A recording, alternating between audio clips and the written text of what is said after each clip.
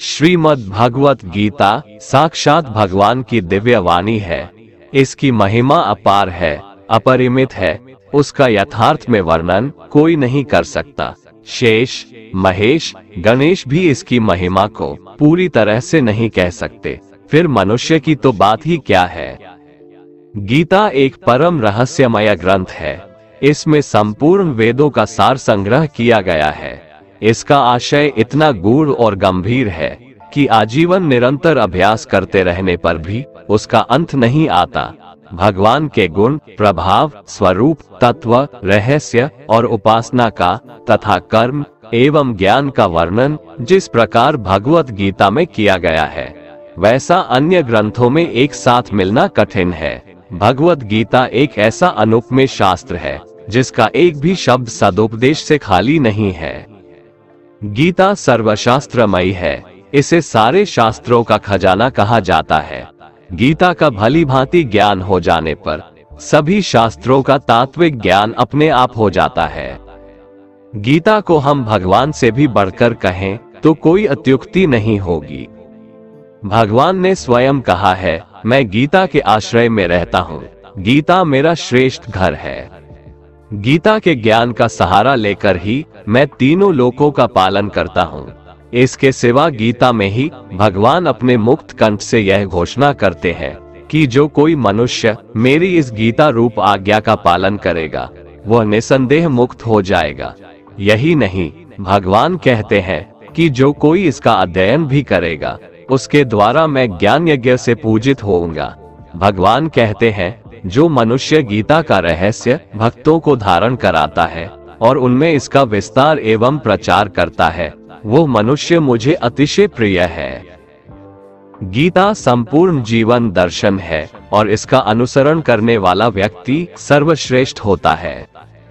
भगवत गीता ही है जो आधुनिक युग में समस्याओं से घिरे हुए मनुष्य को एक कर्मशील जीवन जीने के लिए प्रेरित करती है।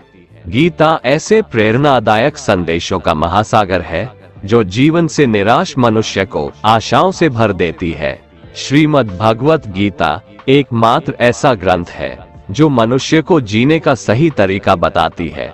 गीता जीवन में धर्म, कर्म और प्रेम का पाठ पढ़ाती है। श्रीमद् भगवत गीता का ज्ञान मानव जीवन और जीवन के बाद का जीवन दोनों के लिए उपयोगी माना गया है। भगवत गीता में कुल 18 अध्याय है और 700 श्लोक है, जिसे सभी के लिए पढ़ पाना थोड़ा मुश्किल है। इसीलिए आज के इस बेहद ही खास वीडियो में हम संपूर्ण गीता सार के बारे में बात करने वाले हैं, जिन्हें जानकर आप श्रीमद् भगवत गीता का सही मतलब समझ पाएंगे। इसलिए इन विचारों को आप हर रोज जरूर सुने। तो चलिए अब देर नहीं करते हुए वीडियो शुरू करते हैं। भगवान श्री कृष्ण कहते हैं कि हे अर्जुन, तुम्हें किसका मोह है? इस रणस्थली में युद्ध प्रारंभ होने से ठीक पहले तुम्हारा इस तरह से शस्त्र त्याग देना बिल्कुल भी उचित नहीं है, क्योंकि न तो ये श्रेष्ठ पुरुषों द्वारा आचरित है, न स्वर्ग को देने वाला है और न कीर्ति बढ़ाने वाला है। इसीलिए हे अर्जुन, नपुंसकता को मत प्राप्त हो। हृदय की तुच्छ दुर्बलता को त्यागो, उठो और युद्ध करो। तुम उसका शोक करते हो जो शोक करने के योग्य भी नहीं है और पंडितों जैसी बातें करते हो। ज्ञानी व्यक्ति ना तो मरने वाले का शोक करते हैं और ना ही उनका शोक करते हैं जो अभी जिंदा है, क्योंकि वो जानते हैं जो मर गया वो फिर से जन्म लेगा और जो जिंदा है वो एक दिन जरूर मरेगा। हे अर्जुन, न तो ऐसा है कि मैं किसी काल में नहीं था या तू नहीं था अथवा ये राजा लोग नहीं थे, और ना ऐसा है कि इससे आगे हम सब नहीं रहेंगे। वर्तमान शरीर की उत्पत्ति से पहले भी हम सब थे और पीछे भी रहेंगे। शरीर के नाश होने से आत्मा का नाश नहीं होता, अतः नाश की आशंका से इन सब के लिए शोक करना उचित नहीं है। आत्मा अजर अमर है। आत्मा न तो मरता है और न ही जन्म लेता है, क्योंकि आत्मा अजन्मा, नित्य, सनातन और पुरातन है। शरीर के मारे जाने पर भी यह नहीं मरता। जैसे मनुष्य पुराने वस्त्रों को त्याग कर नए वस्त्र धारण करता है, ठीक उसी प्रकार जीवात्मा पुराने व्यर्थ शरीर को त्याग कर नए शरीर को धारण करती है। आत्मा को शस्त्र काट नहीं सकते और न अग्नि इसे जला सकती है, जल इसे गीला नहीं कर सकता और ना ही वायु इसे सुखा सकती है। परंतु फिर भी अगर तुम इस आत्मा को सदा जन्म लेने वाला और सदा मरने वाला समझता है, तो भी हे महाबाहो, तू इस प्रकार का शोक करने के योग्य नहीं है, क्योंकि इस मान्यता के अनुसार जन्मे हुए की मृत्यु निश्चित है और मरे हुए का जन्म लेना भी निश्चित है। हे अर्जुन, अपने धर्म से भागकर तुम भय मत कर, क्योंकि क्षत्रिय के लिए धर्मयुक्त युद्ध से बढ़कर दूसरा कोई कल्याणकारी कर्तव्य नहीं है। हे पार्थ, अपने आप प्राप्त हुए और खुले हुए स्वर्ग के द्वार रूपी इस प्रकार के युद्ध को भाग्यवान क्षत्रिय लोग ही पाते हैं। किंतु अगर तुम इस धर्मयुक्त युद्ध को नहीं करेगा, तो स्वधर्म और कीर्ति को खोकर पाप को प्राप्त होगा तथा युगों युगों तक तुम्हारे अपकीर्ति की चर्चा होगी। सम्मानित पुरुष के लिए अपकीर्ति मौत से भी बढ़कर है। या तो तुम युद्ध में मारा जाएगा और स्वर्ग को प्राप्त होगा, या तो संग्राम में जीतकर पृथ्वी का राज्य भोगेगा। इस कारण हे अर्जुन, उठ और युद्ध कर। जय पराजय, लाभ हानि और सुख दुख को समान समझकर युद्ध के लिए तैयार हो जा। इस प्रकार युद्ध करने से तू पाप को नहीं प्राप्त होगा और यही तुम्हारा सबसे बड़ा धर्म और कर्म है। ये संसार मेरी ही माया है, ये संसार मुझसे ही उत्पन्न हुआ है। मैं ही इसका पालन पोषण करता हूँ और मैं ही इस सृष्टि का विनाश करता हूँ। मैं जल में रस हूँ, चंद्रमा और सूर्य में प्रकाश हूँ, संपूर्ण वेदों में ओंकार हूँ, आकाश में शब्द और पुरुषों में पुरुषत्व हूँ। मैं ही सूर्य रूप से तपता हूँ, वर्षा का आकर्षण करता हूँ और उसे बरसाता हूँ। हे अर्जुन, मैं ही अमृत और मृत्यु हूँ, सत असत भी मैं ही हूँ। मैं धरती की मधुर सुगंध हूँ, मैं अग्नि की ऊष्मा हूँ, सभी जीवित प्राणियों का जीवन और सन्यासियों का आत्म स्वयं भी मैं ही हूँ। मैं भूत, वर्तमान और भविष्य के सभी प्राणियों को जानता हूँ, लेकिन वास्तविकता में मुझे कोई नहीं जानता। हमेशा शक करने वाला व्यक्ति कभी शांति प्राप्त नहीं कर पाता है। वह ना तो इस लोक में धन, ऐश्वर्य या यश की प्राप्ति कर सकता है और ना ही परलोक में स्वर्ग की प्राप्ति कर सकता है, क्योंकि जब तक मनुष्य किसी भी विषय में संशय युक्त रहता है, तब तक वह उस विषय में सफलता नहीं पा सकता। इसलिए संदेह करने से बचें। हे अर्जुन, तुम्हारा क्या गया जो तुम रोते हो? तुम क्या लाए थे जो तुमने खो दिया? तुमने क्या पैदा किया था जो नष्ट हो गया? तुमने जो लिया यहीं से लिया, जो दिया यहीं पर दिया। जो आज तुम्हारा है कल किसी और का होगा, क्योंकि परिवर्तन ही संसार का नियम है और समय के साथ संसार में हर चीज परिवर्तन के नियम का पालन करती है। भगवान श्री कृष्ण कहते हैं, कर्मयोग ही वह योग है जिसके माध्यम से हम अपनी जीवात्मा से जुड़ पाते हैं। कर्मयोग हमारे आत्मज्ञान को जागृत करता है। इसके बाद हम न केवल अपने वर्तमान जीवन के उद्देश्यों को, बल्कि जीवन के बाद की अपनी गति का पूर्वाभास प्राप्त कर सकते हैं। इस योग में कर्म के द्वारा ईश्वर की प्राप्ति की जाती है। श्रीमद् भगवद गीता में कर्मयोग को सर्वश्रेष्ठ माना गया है। गृहस्थ और कर्मठ व्यक्ति के लिए ये योग अधिक उपयुक्त है। कर्म योग सिखाता है कि कर्म के लिए कर्म करो, आसक्ति रहित होकर कर्म करो। कर्मयोगी इसीलिए कर्म करता है कि कर्म करना उसे अच्छा लगता है और इसके परे उसका कोई हेतु नहीं है। कर्मयोगी कर्म का त्याग नहीं करता, वह केवल कर्मफल का त्याग करता है और कर्मजनित दुखों से मुक्त हो जाता है। उसकी स्थिति इस संसार में एक दाता के समान है और वह कुछ पाने की कभी चिंता नहीं करता। वह जानता है कि वह दे रहा है और बदले में कुछ मांगता नहीं, और इसीलिए वह दुख के चंगुल में नहीं पड़ता। कर्म फल का त्याग कर धर्मनिरपेक्ष कार्य का संपादन भी पूजा के समान हो जाता है। संसार का कोई कार्य ब्रह्म से अलग नहीं है, इसलिए कार्य की प्रकृति कोई भी हो, निष्काम कर्म सदा ईश्वर को ही समर्पित हो जाता है। पुनर्जन्म का कारण वासनाओं या अतृप्त कामनाओं का संचय है। कर्मयोगी कर्मफल के चक्कर में ही नहीं पड़ता, अतः वासनाओं का संचय भी नहीं होता। इस प्रकार कर्मयोगी पुनर्जन्म के बंधन से भी मुक्त हो जाता है। भगवान श्री कृष्ण कहते हैं, मनुष्य का मन वायु की तरह चंचल है।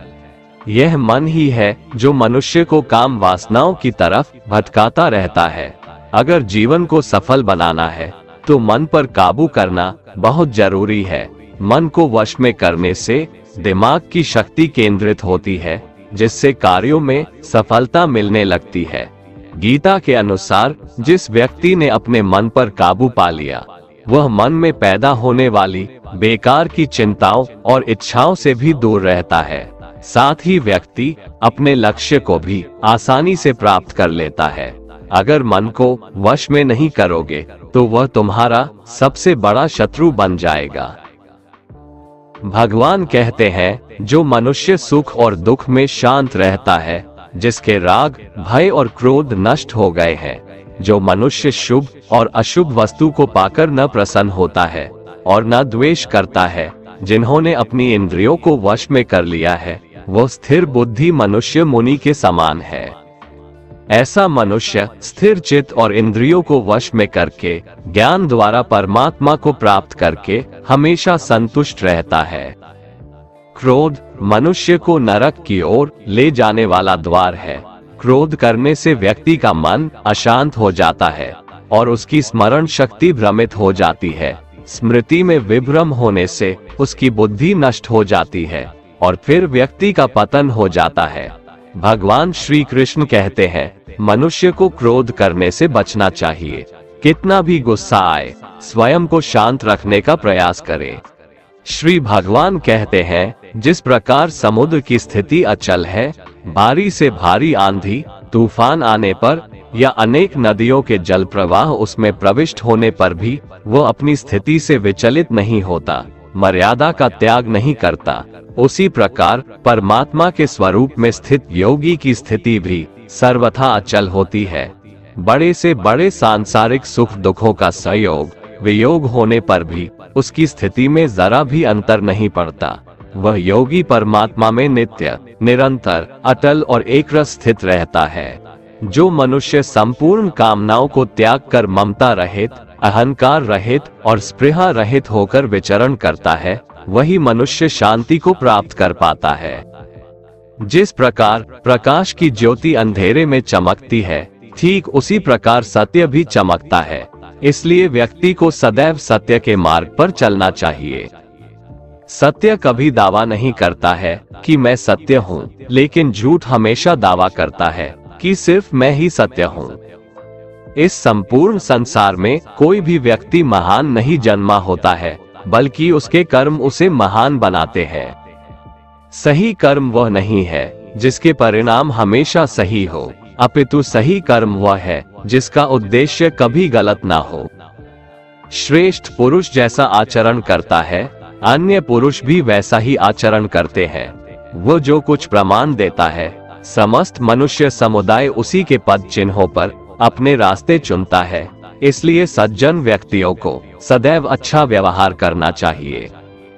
जो मनुष्य ईश्वर में श्रद्धा नहीं रखते, वो अज्ञानी मनुष्य जीवन में कभी भी सुख, शांति और सफलता को प्राप्त नहीं कर पाते। ऐसे मनुष्य की बुद्धि विपरीत हो जाती है। वे लौकिक और पारलौकिक सब प्रकार के सुख साधनों को विपरीत ही समझने लगते हैं। इसी कारण वे विपरीत आचरणों में प्रवृत्त हो जाते हैं। इसके फलस्वरूप उनका इस लोक में और परलोक में पतन हो जाता है। वे अपनी वर्तमान स्थिति से भी भ्रष्ट हो जाते हैं और मरने के बाद उनको अपने कर्मों का फल भोगने के लिए सूकर, कुकर आदि नीच योनियों में जन्म लेना पड़ता है या घोर नरक में पड़कर भयानक यातनाएं भोगनी पड़ती है। भगवान श्री कृष्ण कहते हैं, जो मनुष्य अपने कर्तव्यों का पालन करते हुए विपरीत परिस्थितियों में भी अपने धर्म के मार्ग पर अडिग रहता है और उसके कारण अगर उसकी मृत्यु भी हो जाती है, तो वह मृत्यु भी उसके लिए परम कल्याणकारक बन जाता है और उस मनुष्य को स्वर्ग की प्राप्ति होती है। हे अर्जुन, मेरे और तुम्हारे बहुत से जन्म हो चुके हैं, उन सबको तू नहीं जानता, किंतु मैं जानता हूँ। मैं अजन्मा और अविनाशी हूँ। मैं समस्त प्राणियों का ईश्वर होते हुए भी अपनी प्रकृति को अधीन करके अपनी योग माया से प्रकट होता रहता हूँ। जब जब इस धरती पर धर्म की हानि और अधर्म की वृद्धि होती है, तब तब अधर्म का विनाश और धर्म की पुनर्स्थापना हेतु मैं अपने एक नए रूप को रचता हूँ और लोगों के सम्मुख प्रकट होता रहता हूँ। मनुष्य मेरी जिस भी रूप की पूजा करते हैं, मैं भी उनको उनकी भावना के अनुसार उसी रूप में दर्शन देता हूँ। मनुष्य जिस जिस भाव से मेरी उपासना करते हैं, मैं उनके उस भाव का ही अनुसरण करता हूँ। जो मेरा चिंतन करता है, उसका मैं चिंतन करता हूँ। जो मेरे लिए व्याकुल होता है, उसके लिए मैं भी व्याकुल हो जाता हूँ। जो मुझे अपना सर्वस्व अर्पण कर देता है, मैं भी उसे अपना सर्वस्व अर्पण कर देता हूँ। इस मनुष्य लोक में सांसारिक भोग के लिए लोग इंद्र आदि देवताओं की उपासना करते हैं, क्योंकि देवताओं का पूजन करने वालों को उनकी उपासना का फल तुरंत मिल जाता है। लेकिन मैं ऐसा नहीं करता हूँ। मेरे भक्त यदि सकाम भाव से भी मेरा भजन करते हैं, तो भी मैं उनकी उसी कामना को पूर्ण करता हूँ, जिसकी पूर्ति से उनका विषयों से वैराग्य होकर मुझ में प्रेम और विश्वास बढ़ता है। इसीलिए सांसारिक मनुष्यों को मेरी भक्ति का फल शीघ्र मिलता हुआ नहीं दिखता है, और इसलिए वे मंद बुद्धि मनुष्य कर्मों का फल शीघ्र प्राप्त करने की इच्छा से अन्य देवताओं का ही पूजन किया करते हैं। इंसान हमेशा अपने भाग्य को कोसता है, ये जानते हुए भी कि भाग्य से भी ऊंचा उसका कर्म है, जो उसके स्वयं के हाथों में है। जो हुआ वो अच्छा हुआ, जो हो रहा है वह भी अच्छा हो रहा है, जो होगा वह भी अच्छा ही होगा। जो बीत गया उसका तुम पछतावा ना करो और भविष्य की चिंता भी ना करो, अभी तो वर्तमान चल रहा है। जो पुरुष ना किसी से द्वेष करता है और ना किसी चीज की आकांक्षा करता है, वैसा कर्मयोगी पुरुष सन्यासी के समान है, और वह पुरुष सुखपूर्वक संसार बंधन से मुक्त हो जाता है। ना तो मैं किसी के भाग्य का निर्माण करता हूँ और ना ही किसी के कर्मफल का निर्माण करता हूँ। मनुष्य अपने द्वारा किए कर्मों का ही फल भोगता है और उसी से उसके भाग्य का निर्माण होता है। मनुष्य स्वयं ही अपना मित्र है और स्वयं ही अपना सबसे बड़ा शत्रु भी है। ज्ञानी मनुष्य कर्मयोग या भक्ति योग से एक ही जन्म में इस समुद्र रूपी संसार से निकलकर परमात्मा को प्राप्त कर लेता है, और अज्ञानी मनुष्य काम, क्रोध, लोभ, मोह में फंसकर 84 लाख योनियों में भटकता रहता है। भगवान श्री कृष्ण कहते हैं, भगवत प्राप्ति के लिए कर्म करने वाला कोई भी मनुष्य दुर्गति को प्राप्त नहीं होता है। इस लोक में या परलोक में वह जहाँ भी रहता है, वो परमात्मा के मार्ग में आगे ही बढ़ता रहता है। हे अर्जुन, जिनकी बुद्धि माया ने हर ली है, जो जानबूझकर पाप कर्मों में ही लिप्त हैं, जो मुझे जानने की चेष्टा भी नहीं करते, ऐसे मनुष्य को जीवन में और जीवन के बाद के जीवन में भी कष्टों से मुक्ति नहीं मिल पाता है। जो मनुष्य अंत काल में भी मुझको स्मरण करता हुआ शरीर त्यागता है, वह मेरे परम धाम को प्राप्त होता है, इसमें कोई संशय नहीं है। देवताओं को पूजने वाले देवताओं को प्राप्त होते हैं, पितरों को पूजने वाले पितरों को प्राप्त होते हैं, भूतों को पूजने वाले भूतों को प्राप्त होते हैं, और मेरा पूजन करने वाले भक्त मुझको ही प्राप्त होते हैं। इसलिए मेरे भक्तों का पुनर्जन्म नहीं होता। जो कोई भक्त मेरे लिए प्रेम से पत्र, पुष्प, फल, जल आदि अर्पण करता है, उस शुद्ध बुद्धि निष्काम प्रेमी भक्त का प्रेम पूर्वक अर्पण किया हुआ वह पत्र, पुष्प मैं सद्गुण से प्रकट होकर प्रेम पूर्वक खाता हूँ। भगवान श्री कृष्ण कहते हैं, हे अर्जुन, तू जो कर्म करता है, जो खाता है, जो हवन करता है, जो दान देता है और जो तप करता है, वह सब मुझे अर्पण कर, मैं तुम्हें मुक्ति प्रदान करूंगा। मेरे लिए ना तो कोई प्रिय है और ना ही अप्रिय, परंतु जो भक्त मुझको प्रेम से भजते हैं, वो मुझ में है और मैं उनमें हूँ। यदि कोई दुराचारी भी अनन्य भाव से मेरा भक्त बनकर मुझको भजता है, तो वह पुरुष भी साधु के समान है, क्योंकि उसने भली भांति निश्चय कर लिया है कि परमेश्वर के भजन के समान अन्य कुछ भी नहीं है। स्त्री, वैश्य, शूद्र, भूत, पिशाच, चांडाल कोई भी हो, वो मेरी शरण में आकर परम गति को प्राप्त होते हैं। हमारे तामसिक गुण हमारे अंदर हीन भावना पैदा करके हमें खुद को उदास और नुकसान पहुंचाते हैं, और हमारे राजसिक गुण हमें ईर्ष्यालु और लोभी बना देते हैं। भगवान श्री कृष्ण कहते हैं, हर मनुष्य को तामसिक और राजसिक गुणों को खत्म करके अपने सात्विक गुणों से परिचित होना पड़ेगा। सात्विक गुण वो है जो आत्मा को अपने आसपास की हर चीज से जोड़े रखता है और उन्हें प्यार करना सिखाता है। किसी का अच्छा ना कर सको तो बुरा भी मत करना, क्योंकि दुनिया कमजोर है लेकिन दुनिया बनाने वाला नहीं। जिंदगी में हम कितने सही हैं और कितने गलत हैं, ये केवल दो लोग जानते हैं, एक परमात्मा और दूसरी हमारी अंतरात्मा। अपने आप को भगवान के प्रति समर्पित कर दो, यही सबसे बड़ा सहारा है।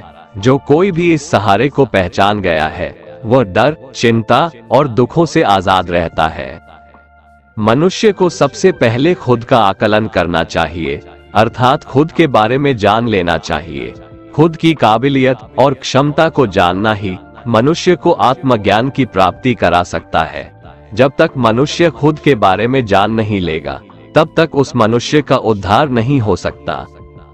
श्रीमद् भगवद गीता में भगवान श्री कृष्ण कहते हैं कि हर एक मनुष्य को अपने आप पर पूरा पूरा भरोसा करना चाहिए, क्योंकि जो लोग खुद पर विश्वास करते हैं वह अवश्य ही सफलता प्राप्त करते हैं। ऐसा भी बताया जाता है कि जो व्यक्ति जैसा विश्वास करता है आखिरकार वैसा ही बन जाता है। सुख और दुख सर्दी और गर्मी के समान है। आज अगर दुख है तो कल सुख भी अवश्य होगा। इसलिए इन दोनों ही परिस्थितियों में मनुष्य को संयम से काम लेना चाहिए। जो मनुष्य अपने सभी काम में मन लगाकर अपना कार्य करते हैं और वो छोटे से छोटे कार्यों में भी खुशी ढूंढ ही लेते हैं, वो लोग निश्चित ही अंत में सफलता प्राप्त करते हैं। वहीं दूसरी तरफ ऐसे मनुष्य भी होते हैं जो अपने काम को बस एक बोझ समझकर बस पूरा कर देना चाहते हैं और अपने किसी भी काम को सही ढंग से नहीं करते हैं। तो ऐसे मनुष्य हमेशा ही अपने जीवन में पीछे रह जाते हैं। जो लोग स्वार्थी प्रवृत्ति के हैं, जो सिर्फ अपना मतलब साधने में लगे रहते हैं, जिन्हें दूसरों की भलाई से कोई मतलब नहीं है, ऐसे लोगों का कभी भला नहीं होता। श्री कृष्ण ने गीता सार में उन लोगों के लिए इस उपदेश के माध्यम से बहुत बड़ी सीख दी है। भगवान कहते हैं, स्वार्थ शीशे में फैली धूल की तरह है, जिसकी वजह से व्यक्ति अपना प्रतिबिंब ही नहीं देख पाता। इंसान का स्वार्थ उसे अन्य लोगों से दूर ले जाकर नकारात्मक हालातों की तरफ धकेलता है, जिसके चलते व्यक्ति अकेला रह जाता है। अगर आप चाहते हैं कि आप भी अपना जीवन खुशीपूर्वक व्यतीत करें, तो इसके लिए यह जरूरी है कि आप अपने स्वार्थ को कभी अपने पास नहीं आने दें, क्योंकि स्वार्थी मनुष्य दोस्ती भी सिर्फ अपना स्वार्थ निकालने के लिए करते हैं। ईश्वर हमेशा मनुष्यों का साथ देता है। जो व्यक्ति इस प्रभावशाली सत्य को मान लेता है तो उसका जीवन पूरी तरह बदल जाता है। सृष्टि निर्माता ईश्वर ही है जो संपूर्ण जगत को चला रहा है। वहीं इंसान तो बस ईश्वर की हाथ की एक कठपुतली है। इसलिए इंसान को कभी अपने भविष्य या फिर अतीत की चिंता नहीं करनी चाहिए, क्योंकि हर विकट परिस्थिति में ईश्वर इंसान का साथ देता है और उसे मुश्किल से बाहर निकालता है। इसलिए हम सभी को ईश्वर पर भरोसा रखना चाहिए। श्रीमद् भगवत गीता में श्री कृष्ण ने यह उपदेश दिया है कि अपने काम को पहले प्राथमिकता दें और पहले अपने काम को पूरा करने की कोशिश करें, तभी दूसरे का काम करें।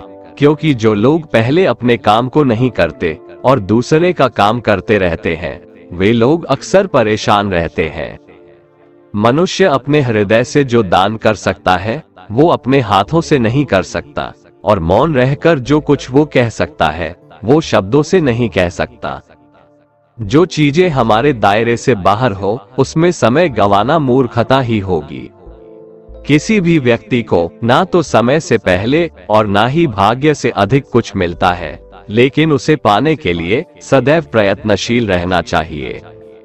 जो मनुष्य मेरे पर मन लगाते हैं मेरी भक्ति करते हैं, मैं उनको वो सब कुछ प्रदान करता हूँ जो उनके पास नहीं है, और जो उनके पास है मैं उनकी रक्षा भी करता हूँ। इसलिए ये बहुत जरूरी है कि हम अपने बुरे वक्त में परमात्मा पर भरोसा रखें। भगवान श्री कृष्ण कहते हैं, कितना भी बुरा वक्त आ जाए कभी विचलित नहीं होना चाहिए, बल्कि डटकर उसका सामना करना चाहिए, क्योंकि इस संसार का नियम है, जो आया है उसे दुख का सामना करना पड़ेगा। रोने से और चिंता करने से कोई फायदा नहीं होने वाला है, बल्कि इससे दुख और बढ़ेगा। जीवन में आगे बढ़ने के लिए और अपनी अलग पहचान बनाने के लिए यदि आपको क्रांतिकारी भी बनना पड़े तो इससे पीछे न हटें। कहने का सीधा मतलब ये है कि जरूरत के हिसाब से खुद में बदलाव करें और समाज के बारे में न सोचते हुए अपने काम पूरे करें। जीवन में दोस्तों की भूमिका बहुत अहम होती है। सच्चे दोस्तों की पहचान हमेशा मुश्किल वक्त में ही होती है। जिस तरह भगवान कृष्ण ने पांडवों के मुश्किल वक्त में उनका साथ दिया था, वैसे ही आपको भी अपने दोस्तों का साथ देना चाहिए। इसके साथ ही आपको ऐसे ही दोस्त बनाने चाहिए जो आपके मुश्किल वक्त में आपके साथ खड़े रहें। जीवन में हार जीत लगी रहती है, लेकिन सफलता सिर्फ उसी व्यक्ति को मिलती है जो अपनी गलतियों और हार से सीख लेकर आगे बढ़े। हार कर निराश होना किसी भी समस्या का हल नहीं है। किसी भी परिस्थितियों से लड़ने के लिए उसके लिए एक बेहतर रणनीति बनाना बहुत जरूरी है। बिना रणनीति के आप हर मोर्चे पर कामयाब नहीं हो पाएंगे। यदि पांडव भी श्री कृष्ण द्वारा बनाई गई रणनीति का पालन नहीं करते तो शायद कौरवों के खिलाफ हुए युद्ध में उन्हें जीत नहीं मिलती। गीता के 10वें अध्याय में भगवान श्री कृष्ण कहते हैं कि हे अर्जुन, मैं सभी प्राणियों के हृदय में स्थित सबका आत्मा हूँ। संपूर्ण प्राणियों का आदि, मध्य और अंत भी मैं ही हूँ। मैं सूर्य हूँ, मैं वेदों में सामवेद हूँ, देवों में इंद्र हूँ, इंद्रियों में मन हूँ, मैं ब्रह्मा हूँ, मैं विष्णु हूँ, मैं महेश हूँ, जलाशयों में मैं समुद्र हूँ, पर्वतों में मैं हिमालय हूँ। इस संपूर्ण संसार में तुम जो कुछ भी देख पाते हो सब मैं ही हूँ। कोई आदमी चाहे लाख चीजें जान ले, चाहे वो पूरे जगत को जान ले, लेकिन अगर वह स्वयं को नहीं जानता तो वह अज्ञानी है। अगर कोई आपको ठुकरा दे तो बुरा मत मानना, क्योंकि वे वास्तव में आपकी कीमत नहीं जानते। जो रिश्ता हमें रुला दे उससे गहरा कोई रिश्ता नहीं, और जो रिश्ता हमें रोता हुआ छोड़ दे उससे कमजोर कोई रिश्ता नहीं। हमेशा शांत रहें, इससे आपके जीवन में खुद को बहुत मजबूत पाएंगे, क्योंकि लोहा ठंडा होने पर ही मजबूत होता है, पर गर्म होने पर तो उसे किसी भी आकार में ढाला जा सकता है। किसी विपत्ति के समय आपको ये 7 गुण बचाएंगे: आपका ज्ञान, आपकी विनम्रता, आपकी बुद्धि, आपके भीतर का साहस, आपके अच्छे कर्म, सच बोलने की आदत और ईश्वर में विश्वास। आत्मा हमेशा जानती है कि सही क्या है और गलत क्या है, लेकिन मनुष्य के सामने चुनौती तो मन को समझने की होती है। मुश्किल समय में व्यक्ति अकेला हो जाता है, लेकिन मुश्किलों की वजह से वही व्यक्ति मजबूत हो जाता है। जो आपको सम्मान दे उसी को सम्मान दीजिए। हैसियत देखकर सर झुकाना कायरता का लक्षण है। हे अर्जुन, जो न कभी हर्षित होता है, न किसी से द्वेष करता है, न शोक करता है, न कामना करता है, जो शुभ और अशुभ संपूर्ण कर्मों का त्यागी है, वह ज्ञानी मनुष्य मुझको अति प्रिय है। मुझे पाने के 3 तरीके हैं: ध्यान योग, ज्ञान योग और कर्म योग, और इन सब में कर्मयोग सबसे प्रधान है। किसी पर विश्वास करना हो तो उनकी बातों पर नहीं, उनकी हरकतों पर ध्यान दो। गुस्से के वक्त थोड़ा रुक जाने से और गलती के वक्त थोड़ा झुक जाने से जिंदगी और भी आसान हो जाती है। भगवान श्री कृष्ण कहते हैं, जो मनुष्य मुझे जान लेता है वह जन्म मरण के बंधनों से मुक्त हो जाता है। जो मनुष्य भगवद गीता को पढ़कर उस पर अमल करता है, उसके सारे दुष्कर्मों का प्रभाव समाप्त हो जाता है। जो भाग्य में है वो भाग कर आएगा, और जो भाग्य में नहीं है वो आकर भी भाग जाएगा। जैसे हवा के झोंके नाव को भटका देते हैं, वैसे ही मनुष्य की इच्छाएं बुद्धि को भटका देती है। एक समझदार व्यक्ति वही है जो दूसरों को देखकर उनकी विशेषताओं से सीखता है, उनसे तुलना और ईर्ष्या नहीं करता। शस्त्र केवल शरीर को घायल कर देते हैं, किंतु शब्द आत्मा को भी घायल कर देते हैं। जो मनुष्य अपने को परमात्मा से अलग नहीं समझता है और ना ही इस शरीर से अपना कोई संबंध मानता है, वह सदा के लिए जन्म मरण से मुक्ति पा लेता है। जो व्यक्ति आध्यात्मिक जागरूकता के शिखर तक पहुंच चुके हैं, उनका मार्ग है निस्वार्थ कर्म, और जो भगवान के साथ संयोजित हो चुके हैं, उनका मार्ग है स्थिरता और शांति। मानव कल्याण ही भगवत गीता का प्रमुख उद्देश्य है, इसलिए मनुष्य को अपने कर्तव्यों का पालन करते समय मानव कल्याण को प्राथमिकता देना चाहिए। श्री कृष्ण कहते हैं, जो तुम्हारा साथ देता है तुम उसका साथ दो, जो तुम्हें धोखा देता है तुम उसे त्याग दो। जिस जगह आपका सम्मान नहीं हो वहां पर कभी जाना नहीं चाहिए, वरना लोग आपको कमजोर और बेवकूफ समझेंगे। जहां बारिश ना हो वहां फसल खराब हो जाती है, और जहां संस्कार ना हो वहां नस्ल भी खराब हो जाती है। जो लोग ये कहते हैं मेरे पास वक्त नहीं है, असल में उनके खास रिश्तों की गिनती में आपका नाम ही नहीं है। हे अर्जुन, वह जो वास्तविकता में मेरे उत्कृष्ट जन्म और गतिविधियों को समझता है, वह शरीर त्यागने के बाद पुनः जन्म नहीं लेता और मेरे परम धाम को प्राप्त होता है। वह व्यक्ति जो सभी इच्छाएं त्याग देता है और मैं और मेरा की लालसा और भावनाओं से मुक्त हो जाता है, उसे अपार शांति की प्राप्ति होती है। जिस मनुष्य के अंदर ज्ञान की कमी और ईश्वर में श्रद्धा नहीं होती, वो मनुष्य जीवन में कभी भी आनंद और सफलता को प्राप्त नहीं कर पाता। ईश्वर ने हमें जो कुछ भी दिया है वही हमारे लिए पर्याप्त है, और यही एक अटल सत्य भी है। संयम, सदाचार, स्नेह एवं सेवा, ये गुण सत्संग के बिना नहीं आते। ईश्वर से किए गए प्रार्थना से इंसान की परिस्थिति या तकदीर बदले या ना बदले, पर उस प्रार्थना से इंसान के चरित्र में जरूर बदलाव आता है। बात इतनी मधुर रखो कि कभी वापस भी लेनी पड़े तो आपको कड़वी न लगे। खुद में थोड़ा स्वाभिमान होना जरूरी है, वरना लोग आपको वहां भी दबाने की कोशिश करेंगे जहां आपका अधिकार है। कोई एक महापुरुष ही आत्मा को आश्चर्य की भांति देखता है, वैसा ही दूसरा कोई महापुरुष ही इसके तत्व का आश्चर्य की भांति वर्णन करता है, तथा दूसरा कोई अधिकारी पुरुष ही इसे आश्चर्य की भांति सुनता है, और कोई कोई तो सुनकर भी इसको नहीं जानता। श्री भगवान कहते हैं, दुख सुख को समान समझने वाले जिस धीर पुरुष को ये इंद्रिय और विषयों के संयोग व्याकुल नहीं करते, वह मोक्ष के योग्य होता है।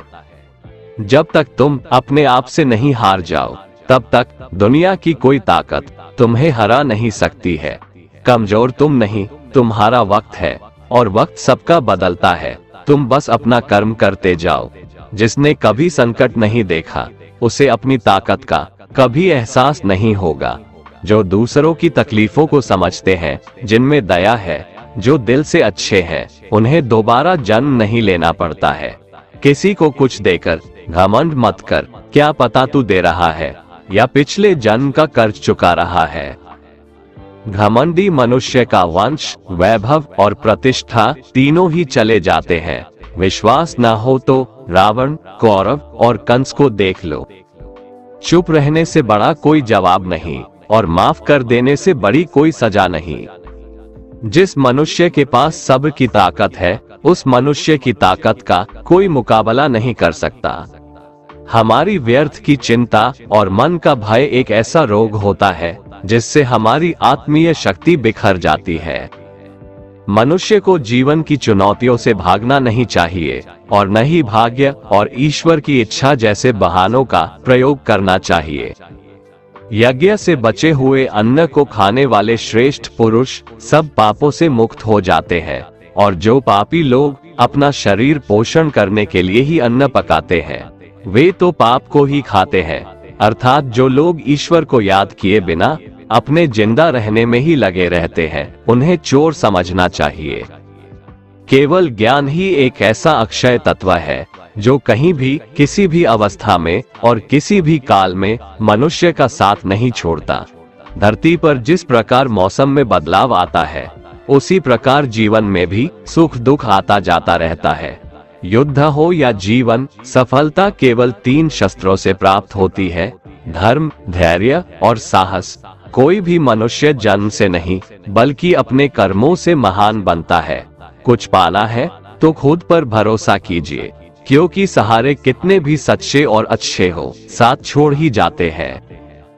मित्र गरीब है या अमीर, यह मायने नहीं रखता, बल्कि वो आपके बुरे समय में आपका साथ कितना देता है, यह मायने रखता है।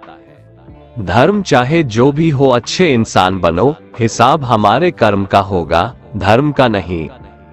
खुशी के लिए काम करोगे तो खुशी नहीं मिलेगी, लेकिन खुश होकर काम करोगे तो खुशी जरूर मिलेगी।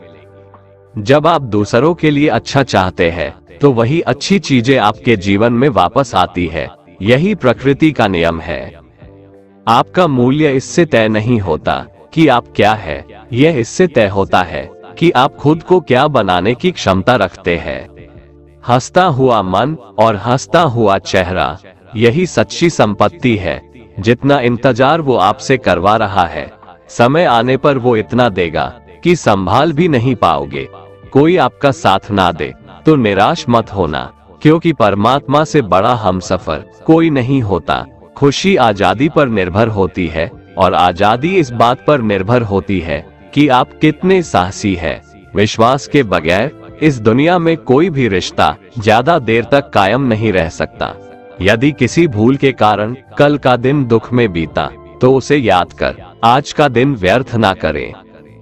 बहुत से ऐसे लोग हैं जो कर्म करते हुए ही परम सिद्धि को प्राप्त हुए थे। जनक आदि ज्ञानी जन भी आसक्ति रहित कर्म द्वारा ही परम सिद्धि को प्राप्त हुए थे। इसलिए मनुष्य को हमेशा अच्छे कर्म करने चाहिए और फल की अभिलाषा से दूर रहना चाहिए। हे अर्जुन, मेरा इन तीनों लोकों में न तो कुछ कर्तव्य है और न ही कोई वस्तु प्राप्त करने योग्य है, फिर भी मैं कर्म करते हुए अपने कर्तव्य का निर्वाह करता हूँ। श्री भगवान कहते हैं, हे पार्थ, यदि मैं कर्मों को करने में सावधानी ना बरतूं, तो बड़ा अनर्थ हो जाएगा, क्योंकि मनुष्य सब प्रकार से मेरे ही मार्ग का अनुसरण करते हैं। इस दुनिया में हारे हुए इंसान की, तकलीफ में पड़े हुए इंसान की कोई मदद नहीं करता, और अगर कोई इंसान थोड़ा सा सफल हो जाए तो उससे कोई खुश नहीं होता। इसलिए अपना दुख किसी को बताओ मत और अपनी खुशी किसी के आगे जताओ मत। मनुष्य का आहार हमेशा सात्विक और संतुलित होना चाहिए। जिस इंसान को ये समझ नहीं कि क्या खाना चाहिए, कितना खाना चाहिए, कहाँ खाना चाहिए और कैसे खाना चाहिए, वो परमात्मा को कभी नहीं पा सकता। जो मंदबुद्धि मनुष्य सिर्फ दिखावे के लिए कहता है कि उसने समस्त इंद्रियों को वश में कर लिया है, परंतु वह मन ही मन उन इंद्रियों के विषयों का चिंतन करता रहता है, वो मनुष्य मिथ्याचारी अर्थात दंभी कहा जाता है। जो पुरुष परंपरा से नहीं चलता, सृष्टि चक्र के नियमों का पालन नहीं करता, अर्थात अपने कर्तव्य का पालन नहीं करता, वह इंद्रियों के द्वारा भोगों को भोगने वाला पापी पुरुष व्यर्थ ही जीता है। परंतु जो मनुष्य आत्मा में ही रमण करने वाला और आत्मा में ही तृप्त तथा आत्मा में ही संतुष्ट हो, उसके लिए कोई कर्तव्य नहीं है। आत्मा का मतलब यहाँ सबसे बड़ा सच है, और जो सत्य को समझता है, सत्य में ही खुश होकर सत्य में ही रहता है, उसके लिए कोई कर्तव्य नहीं है। लेकिन ऐसा कोई लाखों करोड़ों में एक होता है। उस महापुरुष का इस विश्व में न तो कर्म करने से कोई प्रयोजन रहता है और न कर्मों के न करने से ही कोई प्रयोजन रहता है, तथा संपूर्ण प्राणियों में भी इसका स्वार्थ से कोई संबंध नहीं रहता। कहने का सीधा मतलब है, जिसे परमात्मा मिल चुका है वह कोई और दूसरा कर्म क्यों करे।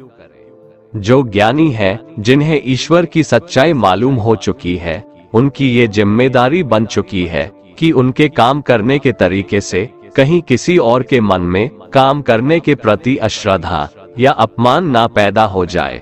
इसलिए उन ज्ञानी जनों के लिए ये जरूरी है कि वो ऐसा उदाहरण सामने रखें जिससे हर कोई अपना कर्म, अपना कर्तव्य करने के लिए प्रेरित हो। तामसिक गुण वाले व्यक्ति आलस्य या नींद इसी प्रकार के कर्म करते हैं। राजसिक गुण वाले बात बात पर शौर्य या बहादुरी दिखाने का काम करते हैं, लेकिन ज्ञानी मनुष्य जानते हैं उसके गुण ही उससे कर्म करवा रहे हैं, और जो ज्ञानी नहीं होते वो समझते हैं कि सब कुछ वही कर रहे हैं। उठाकर फेंक दो उन रिश्तों को गहरे समुंदर में जिनमें वक्त पड़ने पर स्वार्थ और मतलब की बदबू आती हो। अगर सही मायने में आप अपना जीवन बदलना चाहते हो तो सबसे पहले आपको अपना मन बदलने के लिए तैयार रहना पड़ेगा, क्योंकि जैसा आपका मन रहेगा वैसे ही आपके विचार होंगे, और जैसे आपके विचार होंगे वैसे ही आपका जीवन होगा। जो जा रहा है उसे जाने दो, वो आज रुक भी गया तो कल चला ही जाएगा। आप जितने सरल, सीधे और नर्म दिल के रहोगे उतना ही चतुर और बेईमान लोगों द्वारा खदेड़ दिए जाओगे। जिंदगी में सब कुछ दोबारा मिल सकता है, पर वक्त के साथ खोया हुआ रिश्ता और भरोसा दोबारा नहीं मिलता। भरोसा उसी पर करना जो निभाने के लायक हो। कुछ पल का साथ तो अर्थी उठाने वाले भी दे देते हैं। सच्चे लोगों पर भी उतना विश्वास रखिए जितना दवाइयों पर रखते हैं। बेशक थोड़े कड़वे होंगे पर आपके लिए फायदेमंद होंगे। उन लोगों से तो दूरियां ही ठीक है जिन्होंने आपकी नजदीकियों की कभी कदर नहीं की। बड़ा वही होता है जो छोटों के दर्द को समझ सके। कौन क्या कर रहा है, कैसे कर रहा है, क्यों कर रहा है, इन सब से आप जितना दूर रहेंगे उतना ही खुश रहेंगे। हर रिश्ते की अलग अलग सीमाएं होती है, लेकिन बात जब आत्मसम्मान की हो तो वहां पर हर रिश्ता समाप्त कर देना ही उचित होता है। सुबह की नींद इंसान की इरादों को कमजोर बनाती है। मंजिल को हासिल करने वाले लोग कभी देर तक नहीं सोते। मदद एक ऐसी घटना है, करो तो लोग भूल जाते हैं और ना करो तो लोग याद रखते हैं। इंसान दो लोगों से हमेशा हार जाता है, एक अपने परिवार से और दूसरा अपनी पसंद के इंसान से।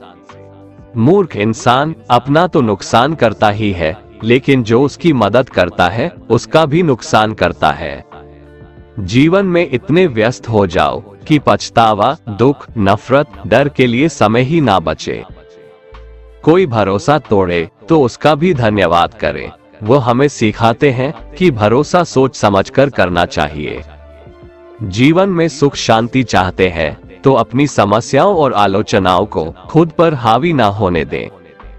जन्म से मिले रिश्ते तो प्रकृति की देन है, लेकिन खुद के बनाए रिश्ते आपकी पूंजी है, इन्हें संभाल कर रखिए।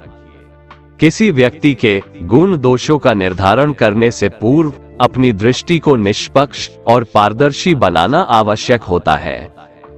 किसी को अपनी कमजोरी मत बताओ, क्योंकि अक्सर लोग दूसरों की कमजोरी का फायदा उठा लेते हैं। जिंदगी में दो लोगों को कभी मत भूलना, एक वो जिसने तकलीफ दी हो और दूसरा वो जिसने तकलीफ में साथ दिया हो। भगवान श्री कृष्ण कहते हैं, तू मन छोटा मत किया कर, जहां तेरे अपने मुंह फेर लेंगे वहां मैं तुम्हारा साथ दूंगा। तू किसी के आगे इतना भी मत झुक कि वो तुम्हें गिरा हुआ समझने लग जाए। लोग तुम्हारी कदर तभी करेंगे जब तुम उन्हें उन्हीं की तरह नजरअंदाज करना सीख जाओगे। दीपक का जीवन इसलिए वंदनीय नहीं है कि वह जलता है, बल्कि इसलिए वंदनीय है कि वह दूसरों के लिए जलता है, दूसरों से नहीं जलता। कामयाबी और नाकामयाबी दोनों जिंदगी के हिस्से हैं, दोनों ही स्थायी नहीं है। जिंदगी की आधी शिकायतें यूं ही दूर हो जाएगी अगर लोग एक दूसरे के बारे में बोलने की जगह एक दूसरे से बोलना सीख जाएंगे। विश्वास किसी पर इतना करो कि वो तुम्हारे साथ छल करते समय खुद को दोषी समझे, और प्रेम किसी से इतना करो कि उसके मन में सदैव तुम्हें खोने का डर बना रहे। चार वेदों का अर्थ नहीं भी जानो तो कोई बात नहीं, लेकिन समझदारी, जवाबदारी, वफादारी और ईमानदारी, इन चार शब्दों का मर्म जान लो तो भी जीवन सार्थक हो जाएगा। समबुद्धि युक्त पुरुष पुण्य और पाप दोनों को इसी लोक में त्याग देता है, अर्थात उनसे मुक्त हो जाता है। जिस काल में तेरी बुद्धि मोह रूप दलदल को भली भांति पार कर जाएगी, उस समय तू सुने हुए और सुनने में आने वाले इस लोक और परलोक संबंधी सभी भोगों से वैराग्य को प्राप्त हो जाएगा। हे अर्जुन, जिस काल में मनुष्य मन में स्थित संपूर्ण कामनाओं को भली भांति त्याग देता है और आत्मा से आत्मा में ही संतुष्ट रहता है, उस काल में वह स्थित प्रज्ञ कहा जाता है। दुखों की प्राप्ति होने पर जिसके मन में उद्वेग नहीं होता, सुखों की प्राप्ति में जो सर्वथा स्पृहा रहित है तथा जिसके राग, भय और क्रोध नष्ट हो गए हैं, ऐसा मुनि स्थिर बुद्धि कहा जाता है। जिस प्रकार कछुआ सब ओर से अपने अंगों को जैसे समेट लेता है, वैसे ही जब पुरुष इंद्रियों के विषयों से इंद्रियों को सब प्रकार से हटा लेता है, तब उसकी बुद्धि स्थिर है, ऐसा समझना चाहिए। किससे कब और कितना बोलना है, अगर तुमने ये समझ लिया तो तुम अपनी जिंदगी के सार्थक बन चुके हो। कान्हा कहते हैं, जीवन में कभी मौका मिले तो किसी के लिए सारथी बनना, स्वार्थी नहीं। धर्म से भरा हृदय धर्म का परामर्श देता है और अधर्म से भरा हृदय अधर्म का परामर्श देता है। इंसान इसलिए दुखी नहीं है कि वह ईश्वर को नहीं मानता, इंसान इसलिए दुखी है क्योंकि वह ईश्वर की नहीं मानता। समय आने पर सबको मिलता है, समय से पहले की चाह ही दुख का कारण बनती है। किसी से सच्चा प्रेम होना शुद्धता और दिव्यता का प्रतीक है। जो कुछ भी हुआ है उसमें तेरा कोई योगदान नहीं है, इसलिए तुम्हारी सारी परेशानियां व्यर्थ है। हर चीज की शुरुआत मुझसे होती है और खत्म भी मुझ पर आकर ही होती है। इंद्रियों से मिलने वाला सुख सच्चा नहीं होता है। इंद्रियों का सुख पहले तुमको अमृत की मिठास देगा, लेकिन बाद में तुम्हारा विनाश कर देगा। कान्हा कहते हैं, हे मानव, तुम अपने जीवन को सार्थक बना सकते हो, लेकिन इसके लिए तुम्हें मेरी शरण में आना पड़ेगा। अगर तुम्हें मेरी बातें अटपटी लगती है तो तुम्हें अपने नजरिए को बदलने की जरूरत है। अभी तुम चीजों को उस तरह से नहीं देखते हो जिस तरह मैं देखता हूँ। अगर एक बार तुमने मुझ पर विश्वास कर लिया तो तुम्हें जीवन में कभी निराश होना नहीं पड़ेगा। एक बार जो मुझ पर विश्वास कर लेता है उसका साथ मैं कभी नहीं छोड़ता हूँ। जो व्यक्ति मेरे भक्तों के साथ धोखा करता है उसके लिए मैं सबसे बड़ा शत्रु हूँ। अगर किसी ने मेरे भक्त को एक बार भी धोखा दिया तो जन्मों जन्मों तक मैं उसका उद्धार नहीं करता हूँ। मैं हर दिल को एक मंदिर की तरह देखता हूँ। जो दिल जितना सुंदर होता है वहाँ मैं उतना ही अधिक ठहरता हूँ। श्री भगवान कहते हैं, इस दुनिया में तुम प्रेम सभी से करो, लेकिन पूर्ण रूप से विश्वास किसी पर मत करो। अगर तुमको भरोसा करना है तो केवल परमात्मा पर करो। जब तुम शुरुआत करोगे तो स्वाभाविक रूप से तुमको असफलता मिल सकती है। कई बार तुमको गिरना भी पड़ सकता है, लेकिन इसका मतलब यह नहीं होना चाहिए कि तुम उस काम को करना छोड़ दो। एक समय आएगा जब तुम परिपूर्ण हो जाओगे और तुम्हारे सभी काम सफल हो जाएंगे। इस काम में मैं हमेशा तुम्हारे साथ खड़ा रहूंगा। मैं तुम्हारे हर छोटे बड़े कर्म में साथ दूंगा। तुम्हारा जो दिल करे उसको करो, लेकिन नम्रता और सरलता के साथ, अहंकार के साथ नहीं। इस धरती पर आने के बाद आपका मुख्य उद्देश्य यहाँ से मुक्त होना है। केवल वही मनुष्य मुक्त हो सकता है जो अपने कर्मों में दृढ़ संकल्प के साथ स्थिर है और सुख दुख को समान रूप से सहन करता है। जो मनुष्य अपनी आत्मा की बात सुन सकता है वह मुझसे बात कर सकता है और देख भी सकता है। जो आदमी मुझे हर चीज में देखता है और मेरे होने के एहसास को अनुभव करता है वह मेरा सच्चा भक्त है। ऐसे भक्तों से मुझे प्रेम है। ऐसा कोई नहीं है जिसका सदियों से अस्तित्व है और ना ही ऐसा कोई है जिसका सदियों बाद अस्तित्व रहेगा। यहाँ कुछ स्थायी नहीं है।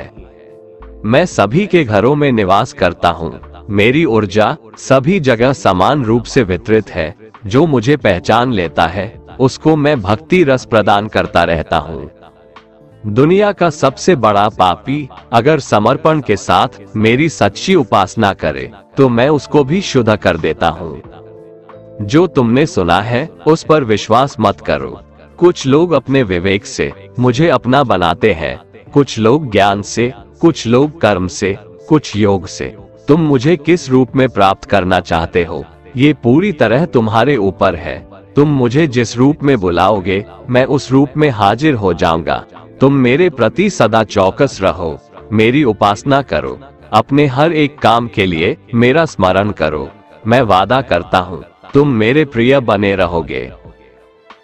कान्हा कहते हैं, मैं ना तो तुम्हारी महंगी भेंट से प्रसन्न होता हूँ और ना ही दिखावटी दान दीक्षा से।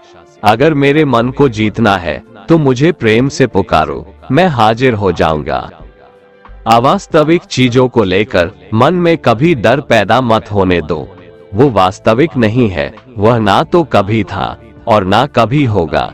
इसके विपरीत जो वास्तविक है वह हमेशा से था और उसे ना तो बदला जा सकता है ना कभी नष्ट किया जा सकता है। जो मनुष्य किसी अच्छे काम में लगा हुआ होता है आने वाले समय में उसका अंत कभी बुरा नहीं होता है। मनुष्य को निडर, शुद्ध और आध्यात्मिक बनना चाहिए। जीवन का आनंद लो, उदार दिल से बातें करो, किसी पर क्रोध मत करो, किसी का अहित मत सोचो, सभी के साथ सद्भाव के साथ पेश आओ। कर्म का नियम कहता है कि प्रत्येक घटना का एक कारण और प्रभाव होता है। समान रूप से किए गए कार्य के परिणाम अलग अलग हो सकते हैं। ये केवल इस बात पर निर्भर करता है कि वो कर्म करता किस प्रकार है। जिस प्रकार आग एक लकड़ी को जलाकर राख कर देती है, उसी प्रकार आत्मा ज्ञान आपके अंदर चलने वाले सभी द्वैत कार्यों को भस्म कर आपको आंतरिक शांति प्रदान करता है। भगवान पर विश्वास उस बच्चे की तरह करो जिसे हवा में उछालो तो वह हंसता है। वह डरता नहीं है क्योंकि वह जानता है कि आप उसे गिरने नहीं दोगे। दुनिया में हमारे सामने चाहे जो परिस्थिति आ जाए, एक काम करना, अपने जीवन को ऊपर वाले को सौंप देना।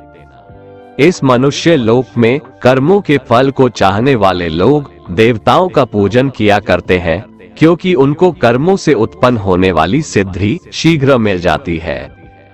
ब्राह्मण, क्षत्रिय, वैश्य और शूद्र इन 4 वर्णों का समूह गुण और कर्मों के अनुसार मेरे द्वारा रचा गया है। इस प्रकार उस सृष्टि रचनादि कर्म का कर्ता होने पर भी मुझ अविनाशी परमेश्वर को तू वास्तव में अकर्ता ही जान। कर्मों के फल में मेरी स्पृहा नहीं है, इसलिए मुझे कर्म लिप्त नहीं करते। यहाँ श्री भगवान के कहने का भाव है कि कर्म करो लेकिन फल की इच्छा से नहीं, बस अपना कर्म करते जाओ और आगे बढ़ते जाओ। पूर्व काल में पूर्वजों ने भी इस प्रकार मेरे बताए अनुसार ही कर्म किए हैं और मोक्ष को प्राप्त हुए हैं। इसलिए अगर तू भी मोक्ष को पाना चाहता है तो पूर्वजों द्वारा सदा से किए जाने वाले कर्मों को ही कर।